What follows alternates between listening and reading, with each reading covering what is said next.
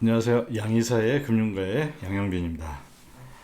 오늘 저랑 한번 살펴볼 내용은요. 최근에 10월 마지막 주에 테슬라의 일론 머스크가 트윗을 했는데요. 이 내용이 좀 많은 사람들의 그 관심을 불러일으켰던 것 같아요. 이 내용에 반대하든 또는 동의를 하던 상당히 많은 사람들이 이거에 대해서 얘기를 이제 평가를 나름대로 댓글을 달고 리트윗을 하고 그랬었는데 그거에 대해서 잠깐 한번 살펴보도록 하겠습니다. 일론 머스크가 트윗한 내용은 미국의 정부 부채에 관한 내용이었습니다. 정부 부채가 너무 많다. 그리고 지금 이제 민주당과 바이든 정부에서 준비하고 있는 부유세라는 거 있죠. 웰스 텍스. 그래서 그 상원의원인 엘리자베스 워런이라든지 그다음에 버니 샌더스 이런 좀 뭐라 해야 되나 진보적인 이런 상원의원을 중심으로 그리고 버니 샌더스도 상당히 그거에 대해서 힘을 실어주고 있는 그런 상태인 것 같습니다. 그래서 이제 미국의 그 민주당과 바이든 행정부에서 이제 하고자 하는 것은 부유세가 재산이 뭐 1억 달러 이상 되는 사람들에 대해서 매년 몇 퍼센트, 뭐 2%, 뭐 얘기도 나오고 있고요. 아직 구체적인 수치들은 뭐 대략 그 정도인 것 같아요. 그 정도로 이제 뭐 그런 법안을 이제 하겠다. 그런데 이게 될지 안 될지 모르겠지만 어쨌든 일론 머스크의 트윗 내용들이 그 트윗한 게 상당히 많은 이제 관심을 불러일으키고 있는데요. 그 내용을 한번 보면요. 첫 번째 U.S. National Debt is 굉장히 많은 금액이다. 뭐 이거 얼마냐면 대략 28조 9천억 달러니까 뭐 29조로 하죠. 예, 29조 정도 그 미국 정부의 그 부채는 29조 정도이다. 그리고 이거를 납세자 텍스페이어라고 그러죠. 납세자 숫자로 머릿수로 나눠 보니까 납세자 숫자가 대략 한 1억 5천만 명 정도가 조금 안 되는 그런 숫자인데요. 그걸로 나눠 보니까 1인당 납세자 1인당 22만 9천 달러.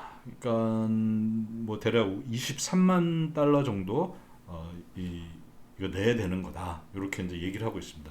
물론 요거는 계산은 뭐 정확한 거고요. 23만 달러니까 우리나라 돈으로 대략 한 어느 정도일까요? 네, 한 2억 한 뭐 6천 뭐 이 정도 가량 되겠네요. 그리고 일론 머스크가 했던 얘기는 만약에 모든 그 갑부들에 대해서 100%를 다 그거를 세금으로 받다 하더라도 그거는 29조에 비해서는 아주 작은 양이다. 따라서 나머지는 분명히 이거는 다른 일반적인 사람들로부터, 즉 일반적인 납세자들로부터 그 나머지는 이게 와야 된다. 그 29조 달러라는 정부 부채를 해결하기 위해서는 그런 얘기를 하고 있습니다. 뭐 이거는 단순한 베이직 매스 단순한 이제 뭐 수학이다 이렇게 얘기하고 그다음에 이제 마지막 이게 했던 얘기는 뭐냐면은 정부가 스pen딩하는 거, 정부의 지출이 사실은 가장 뭐 핵심적인 문제다. 이렇게 간단한 트윗을 날렸었는데요. 저도 요거에 대해서 한번 좀 생각을 해봤어요. 그래서 일론 머스크가 이 트윗한 내용의 문제점은 뭐고, 그다음에 이건 또 앞으로 어떻게 돼야 될 것인지 그거에 대한 간단한 고민을 해봤습니다. 먼저 제가 지난번 그 영상에서 했던 거는 이 부채 한도, 미국의 이 부채 한도, 데트 슬링 또는 데트 리미트 요거에 대한 얘기를 했었는데요. 요게 어떤 의미였는지 그때 이제 뭐 대략 설명을 했지만요. 이번에 또 나왔으니까 한 번 더 복습하는 개념으로 한번 보도록 하겠습니다. 먼저 이 데트 투 GDP 이런 개념이 있죠. 보통 우리가 한 나라의 정부 부채를 얘기할 때 그 절대액보다도 그 나라 경제 규모에 비교해서 보통 부채를 얘기를 합니다. 그래서 보통 이제 뭐 일본의 데트 GDP 대비 정부 부채가 뭐 200%다. 뭐 중국은 뭐 70%다. 우리나라는 뭐 한 55%다. 뭐 이런 식으로 얘기하는 게 그게 바로 뭐에 대해서 얘기하냐면 분모에 GDP가 들어가는 거죠. 그래서 GDP 대비 정부 부채를 보통 얘기를 합니다. 그래서 요거는 음, 어, 처음에 딱 이 개념을 들어보면은 뭐 맞는 것 같아요. 그러니까 정부 한 나라가 1년에 생산해내는 GDP 총액이 있고 그다음에 또 그 정부가 가지고 있는 외부에 대해서 진 빚이 있다면은 그 부채 규모를 그 비교할 때 그 GDP로 나눠서 비교하는 게 옳지 않겠느냐 뭐 이런 게 경제학자들이라든지 또는 경제 관련된 관심을 많은 사람들 이런 사람들이 이제 대체적으로 동의하고 있는 건데요.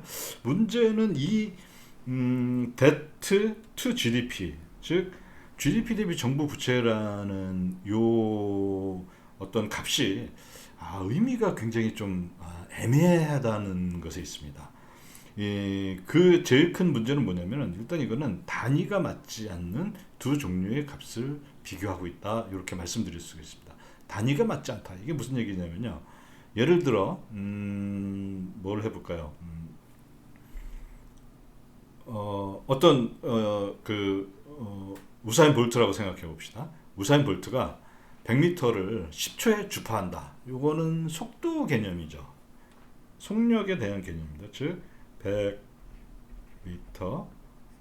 1초 뭐 이렇게 보통 우리가 세컨드 그 줄임말로 SEC 뭐 이렇게 하죠. 이거는 속력입니다. 그 다음에 우사인 볼트의 몸무게는 뭐 80kg이다. 이거는 이 사람의 그 질량 뭐 정확히 이제 물리학적으로 얘기하면 뭐 80kg 중 뭐 이렇게 표시해야 되겠죠. 그러면은 우사인 볼트의 속력은 속력하고 80kg 속력 나누기 80kg을 해줘요.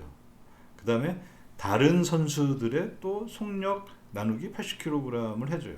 그럼 이게 의미가 있을까요? 네. 왜냐하면 단위가 다른 것들을 비교하는 거기 때문에 사실 큰 의미는 없습니다. 그래 따라서 어떤 경제학자들은 이 데트 투 GDP 대비 정부 부채를 이거는 사과하고 포도를 비교하는 거다. 또는 뭐 사과하고 오렌지를 비교하는 거다. 또는 뭐 사과하고 뭐 바나나를 비교하는 거다. 어느 게 더 맛있냐? 뭐 이렇게 보는 학자들도 상당수가 있습니다. 그런 논리의 이면에는 뭐가 있냐면요. 일단 데트라는 거, 부채라는 건 스탁 개념입니다.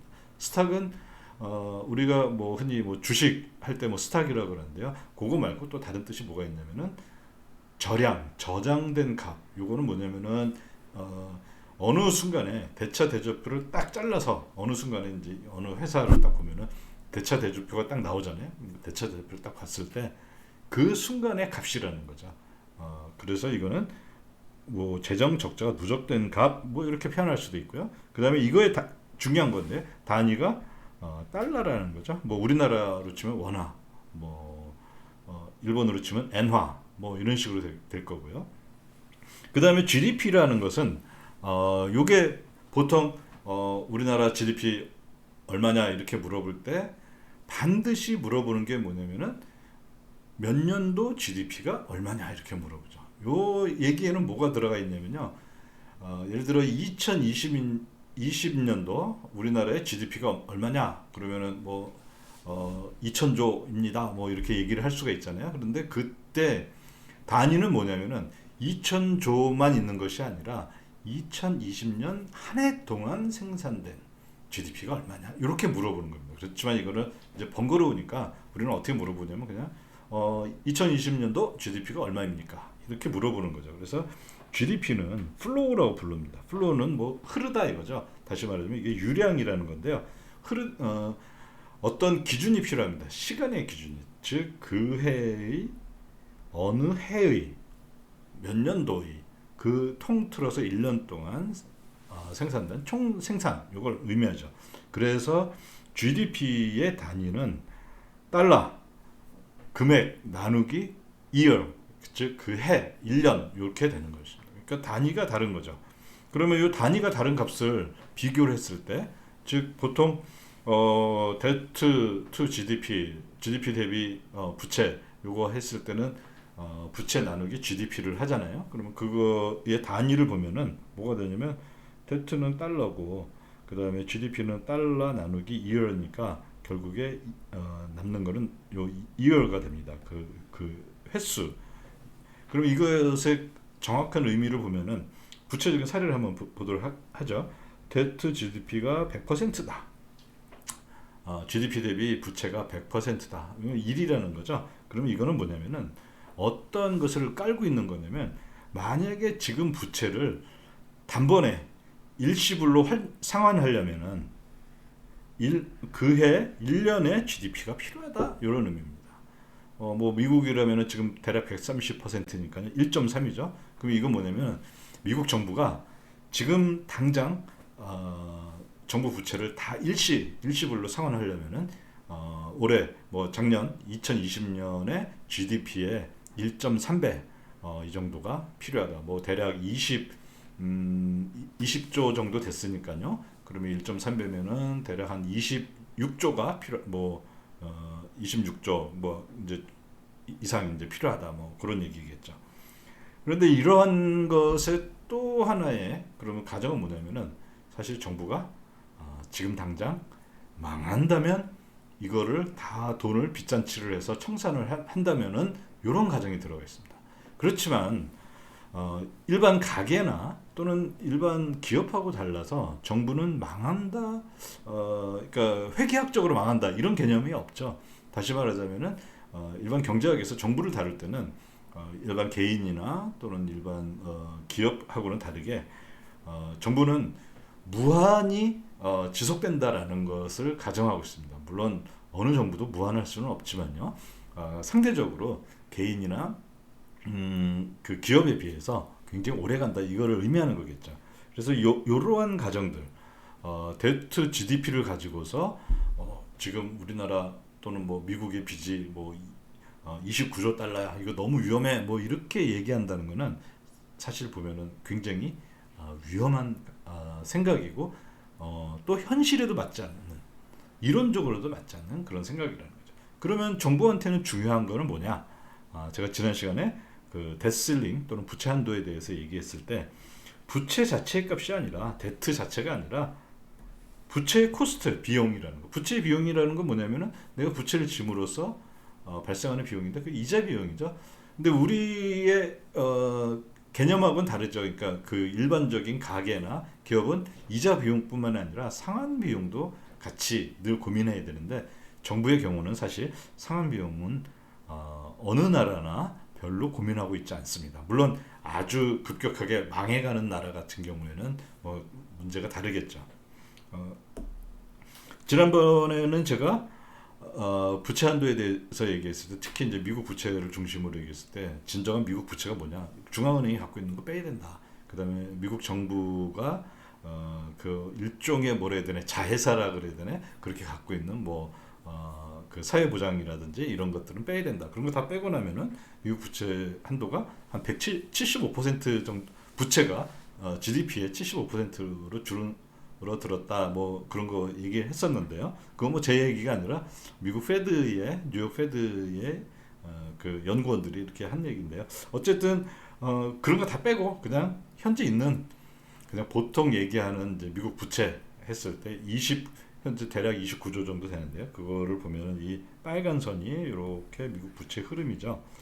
대략 한 지금 현재 130% 정도 된 것 같아요. 120 뭐 한 5, 7 뭐 이 정도인데요. 그 다음에 요 파란 선은 뭐냐면은 미국 부채로 인해서 그 GDP 대비 이 갚아 나가야 되는 그 저거죠. 그래서 저 뭐라 해야 되나요? 그 이자 비용인데 요거는 또 10년물로 계산해 봤어요. 5년물에 비해서 훨씬 더 비싸니까요. 그러면은 한 80년대 대략 이 정도니까 4에서 한 3.5%에서 5% 사이에서 움직인 걸 알 수가 있죠. 대략 뭐 평균적으로 치면 4% 정도 이 정도이고요. 그 다음에 지금 최근에는 미국의 이 이자율이 계속 낮아짐으로 인해서 빚을 많이 져도 GDP 대비 그 부담해야 되는 거는 지금 한 2% 정도 되고 있습니다. 뭐 가장 낮았을 때는 1% 이하로 어마어마하게 낮아졌던 것도 우리가 알 수가 있죠. 그러면은 뭐 그렇게 큰 문제는 아니다라는 거 우리가 생각할 수가 있겠죠. 그다음에 일론 머스크의 트윗을 다시 한번 이제 평가를 한다면요. 일론 머스크는 뭐 부채가 이만큼 되고 29조이고 납세자 1인당 부담이 대략 23만 달러이니까 뭐 그리고 이거는 저 그 슈퍼리치들을 세금을 부과한다고 해서 크게 나아질 건 없고 결국은 일반 백성들이 일반 납세자들이 부담해야 된다. 네, 맞는 말입니다. 그 다음에 국가 부채가 그래서 이제 일론 머스크 하는 말은 결국에는 이 모든 문제는 국가 부채가 너무 많아서 생기는 문제다 이렇게 얘기를 하고 있습니다. 근데 이것도 뭐 극단이지만요. 저도 한번 극단으로 한번 계산을 해볼 수가 있어요. 일론 머스크의 생각은 뭐냐면 이거는 굉장히 많다. 근데 어떻게 보면은 그 제가 뭐라 해야 되나요? 일론 머스크가 그렇게 얘기 안 했지만은 제가 관심법으로 딱 보면은 이거에 관한 기본적인 생각은 뭐냐면 일시적으로 한 번에 갚으면은 어마어마한 부담이다 이렇게 얘기한다는 거죠. 이런 것을 그 암시하고 있다는 거죠. 그러면 저는 이제 또 다른 한번 극단으로 한번 계산해 보면요. 만약에 납세자가 35년을 근속연수 35년이다 이렇게 가정을 해보자라는 거죠. 대략 뭐 미국의 이제 뭐 보면은 20대 중반에 취직을 한다고 생각해 보면은 35년 더하면 한 60세 정도니까 뭐 대략 맞는 것 같아요. 물론 이 숫자는 뭐 30년을 해도 되고 상관없지만요. 그러면 대략 매년 부담액은 23만 불 나누기 35년 해주면 되겠죠. 그러면 6,500불입니다. 매년 6,500불이면 우리나라 돈으로 대략 한 700만 원 정도 되는 것 같아요. 그러면 이거 이렇게 비싼가? 그런 생각할 수가 있죠. 미국의 1인당 GDP가 대략 지금 작년에 6만 3,500불이니까 10% 조금 넘는 그런 금액이죠. 그러니까 그렇게 뭐 이거 아주 어마어마한 부담은 아니다라는 거 우리가 느낄 수가 있고요. 그 다음에 최근에 있었던 어마어마한 이 재정 지출은 대부분 개인들에 꽂아준 거죠. 개인들 그 소비하라고 그 다음에 뭐 갑자기 일자리 잃은 사람들 위해서 그 꽂아준 거니까 어차피 그 사람들이 써서 또 그 사람들이 그 돈을 벌게 되면은 소득이 생기면 또 거기에서 그 세금을 내는 거기 때문에 어떻게 보면 큰 문제는 아니다라는 거죠. 오히려 이제 일론 머스크의 그 목표는 그 의도한 거는 뭐냐면은 이 슈퍼리치에 대한 그 과세를 하는 거, 그것 좀 안 했으면 좋겠다. 그 얘기인데 그거를 돌려서 이렇게 이제 얘기한 건데 그거가 제가 볼 때는 이제 좀 어설픈 가정에 의견한 게 아닌가 그런 생각을 한번 우리가 해볼 수 있지 않나 해서 일론 머스크의 트윗에 대해서 아주 간단하게 한번 짚어보았습니다.